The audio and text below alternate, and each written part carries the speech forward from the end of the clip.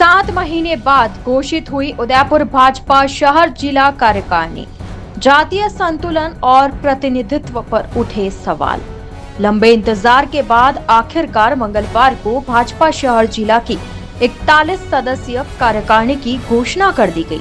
जिला अध्यक्ष गजपाल सिंह राठौड़ ने कार्यकारिणी में सभी जाति व वर्गों को प्रतिनिधित्व देने का दावा किया है, लेकिन सूची पर नजर डाले तो कई सवाल खड़े होते दिख रहे हैं। घोषित कार्यकारिणी में 6 राजपूत, 10 ब्राह्मण और 7 जैन समाज के पदाधिकारी शामिल किए गए।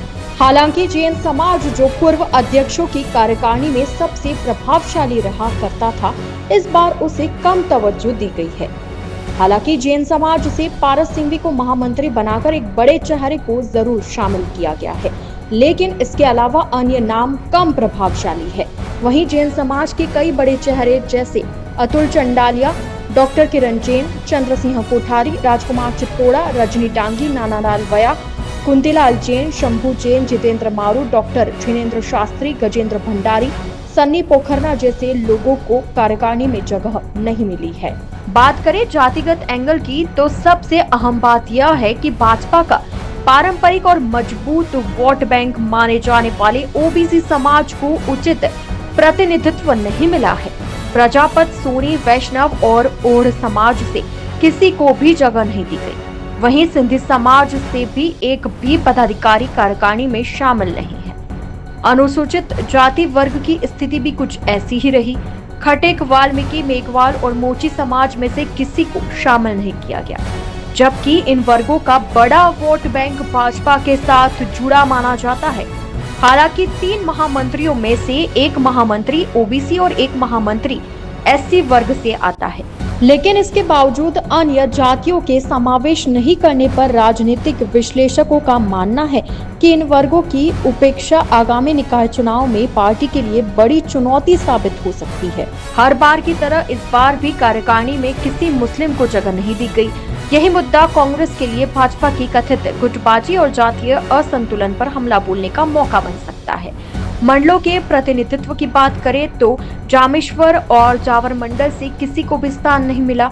अंबेडकर मंडल से केवल 2 चेहरे, तुषार मेहता और दिलीप सिंह राठौड़ को शामिल किया गया। जानकारों का कहना है कि इन दोनों को कार्यकारिणी में जगह केवल अतुल चंडालिया के विरोध के चलते दी गई है। भाजपा के भीतर खाने से खबर है कि 2019 में अतुल चंडालिया ने जब वार्ड 3 से पार्षद का चुनाव लड़ा था, तब इन्होंने अतुल का अंदर ही अंदर खूब विरोध किया था। परिणाम स्वरूप अतुल चंडालिया वो चुनाव हार गए थे। ऐसे में इनको कार्यकारिणी में जगह देकर यह संदेश दिया गया कि कटारिया या उनके करीबी के विरोधियों को अब पार्टी में मुख्य धारा में लाया जाएगा। हालांकि कार्यकारिणी में दूसरे और नाम भी ऐसे हैं जो कभी न कभी पार्टी या गुलाब चंद कटारिया की खिलाफत कर चुके हैं। बहरहाल बात करें मंडलों से प्रतिनिधित्व देने की, तो इन मंडलों से न के बराबर प्रतिनिधित्व दिया गया है।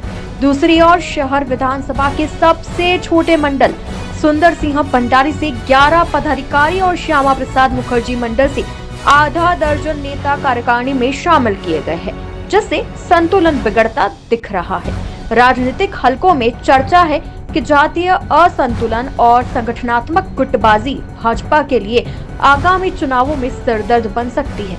अब देखना यह होगा कि कांग्रेस इन मुद्दों को किस तरह भुनाती है और भाजपा इसे कैसे संतुलित करती है।